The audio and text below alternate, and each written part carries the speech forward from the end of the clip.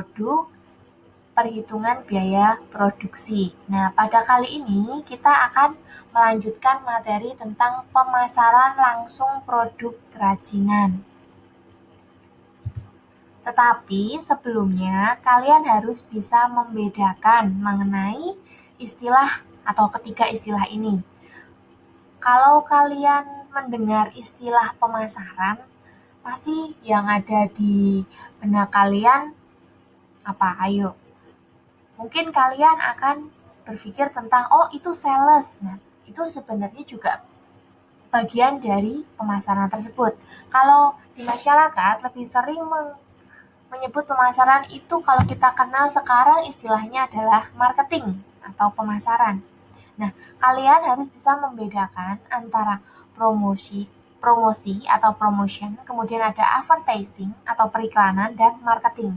Nah, kalau kita lihat dari gambar ini, kalian bisa tahu bahwa pemasaran itu cakupannya lebih luas, kemudian baru periklanan, kemudian baru promosi. Mari kita bahas perbedaan dari ketiga istilah tersebut. Nah, untuk pemasaran merupakan proses perencanaan dan pelaksanaan pemikiran penetapan harga, promosi, serta penyaluran gagasan, barang, dan jasa untuk menciptakan pertukaran yang memenuhi sasaran individu dan organisasi.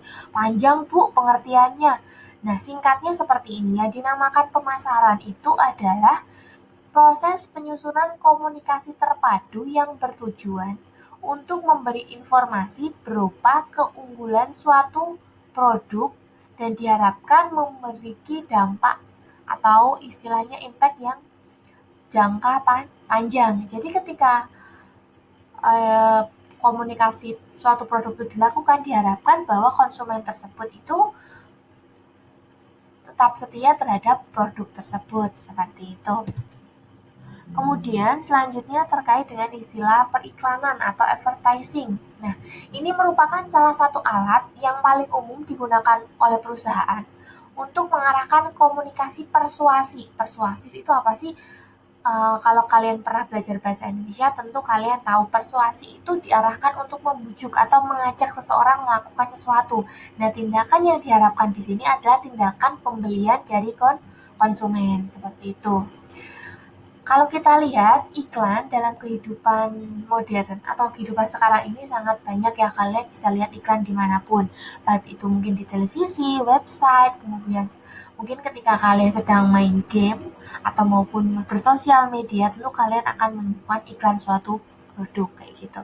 Kenapa? Karena tujuan iklan tersebut, produsen membuat iklan atau mengiklankan produknya melalui media kepada masyarakat sehingga ada konsumen yang menjadi sasaran, seperti itu.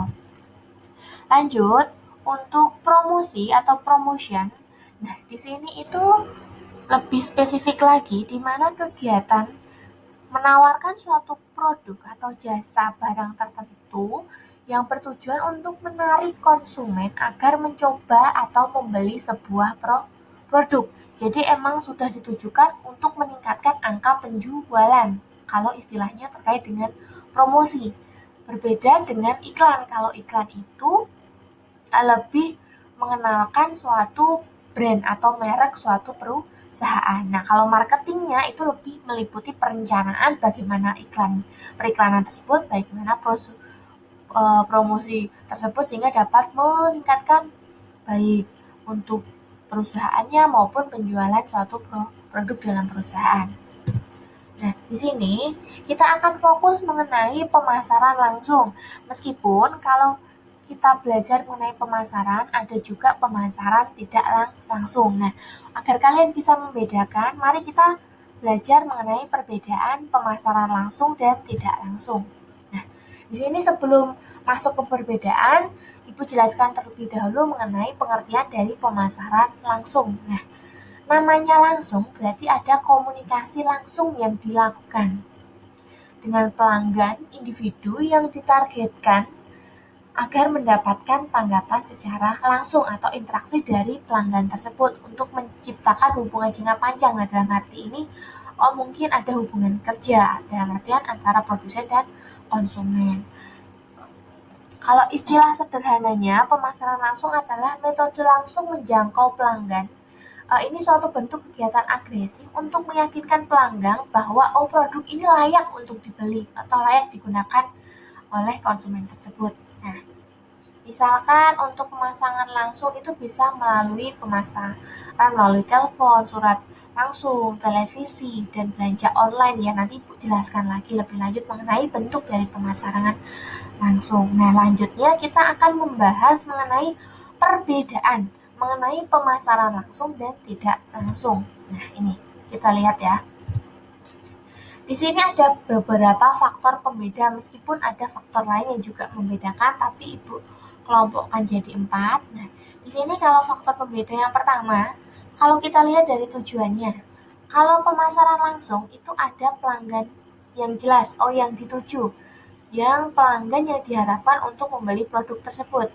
Nah, sedangkan untuk pemasaran tidak langsung, itu lebih ke tujuannya itu untuk mengingatkan produk yang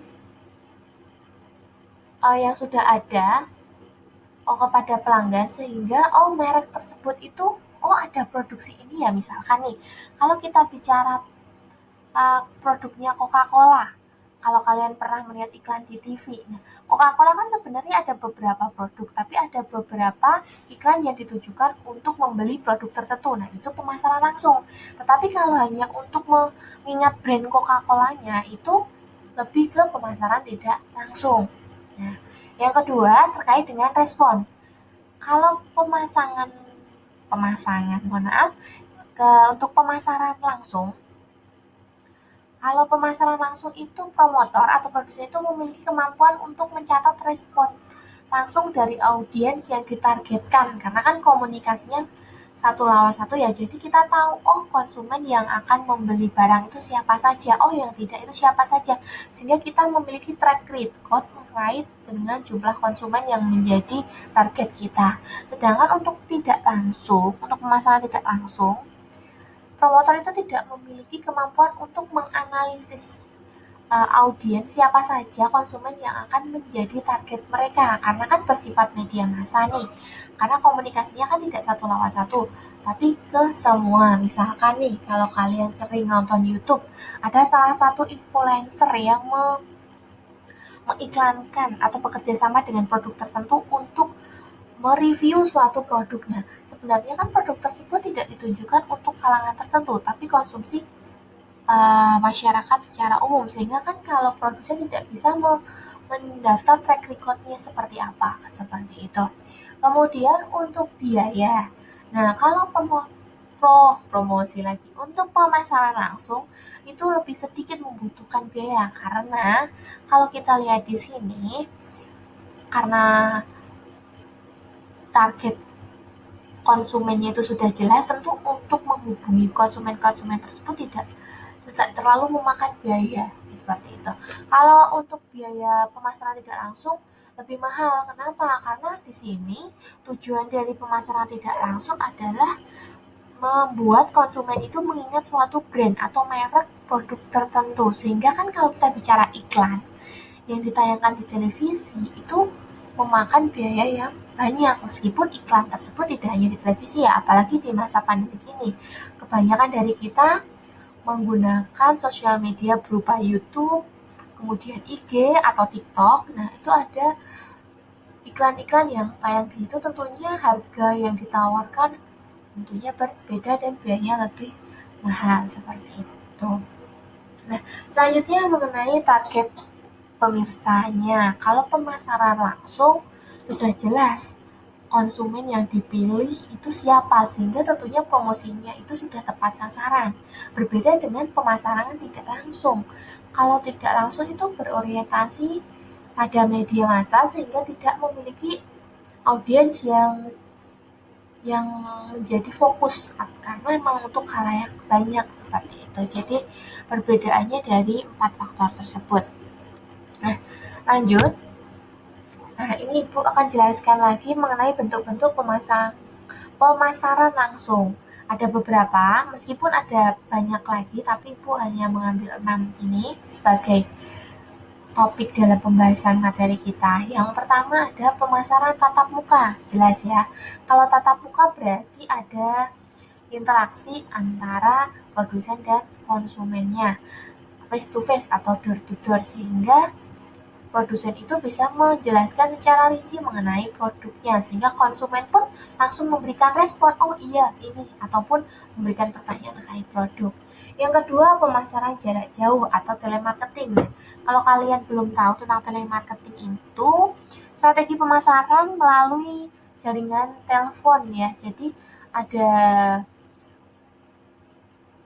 orang yang diberikan tugas atau sales ya, kita mengenalnya, dia itu menawarkan produk dengan menelpon pelanggan-pelanggan tertentu atau emang yang dituju dan menawarkan suatu produk. Meskipun kalau kita lihat ada beberapa pemasaran jarak jauh atau telemarketing ini yang dianggap kurang nyaman, mengingat kadang kan kalau namanya sales atau menawarkan itu gencar-gencarnya, sedangkan telepon kan kalau kita pada waktu tidak sibuk tidak masalah, tetapi ketika kalian mendapat telepon di saat-saat genting tentu efeknya kurang nyaman. Tapi ini banyak dilakukan tetapi dan cukup banyak mendapat respon yang baik seperti itu. Kemudian ada pemasaran melalui surat langsung. Nah, surat ini biasanya dikirim melalui fax email, voicemail, ataupun melalui pos. Nah, di sini biasanya untuk pemasaran surat langsung itu untuk perusahaan-perusahaan, karena kan mereka itu membutuhkan bahan baku, sehingga biasanya untuk produsen yang memproduksi produk atau bahan bakunya biasanya menawarkan dengan mengirimkan surat penawaran mengenai item produknya, harganya, dan lain-lainnya seperti itu. Kemudian yang keempat ada pemasaran melalui katalog ya. Kalau kalian sebelumnya kalian sudah tahu kan katalog itu apa?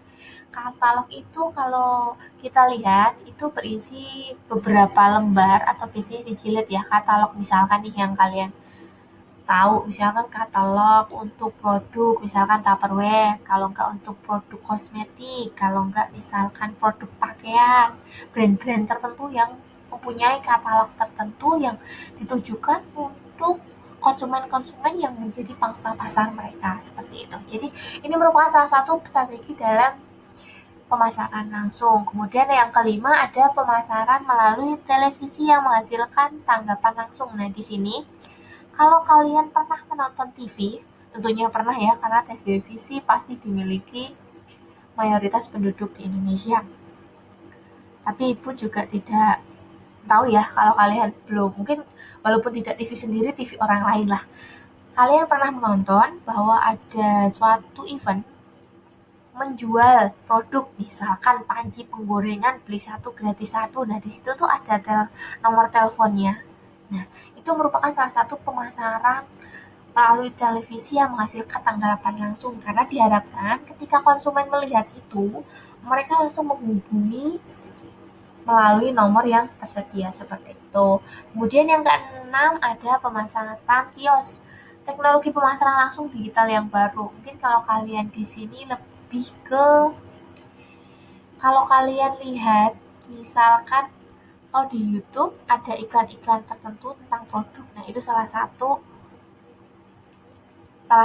bentuk pemasaran langsung, meskipun tidak semua ya, karena kan kalau kita bicara pemasaran langsung itu beda tipis dengan pemasaran yang tidak langsung, yang untuk pangsa pasarnya atau konsumennya itu tidak bisa kita track seperti itu. Tapi kalau di sini misalkan ada tempat-tempat khusus untuk menayangkan produk-produknya, misalkan kalau kalian pernah naik pesawat nih, nah di dalamnya kan ada, kalau untuk yang fasilitasnya ada untuk melihat, ada TV-nya atau digital monitor layarnya kan biasanya menampilkan iklan-iklan tertentu, atau enggak ketika kalian berada di bandara, kemudian stasiun ada, mereka tuh kerjasama dengan produk-produk tertentu karena emang itu tujuannya untuk ditujukan pada khalayak tertentu seperti itu.